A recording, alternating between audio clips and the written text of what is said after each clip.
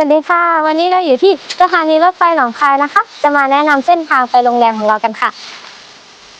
ลูกค้าสามารถใช้วิธีการเดินทางโดยการเดินเพียงแค่5นาทีหรือว่าลูกค้าสามารถเรียกตุ๊กๆที่หน้าสถานีรถไฟได้เลยนะคะ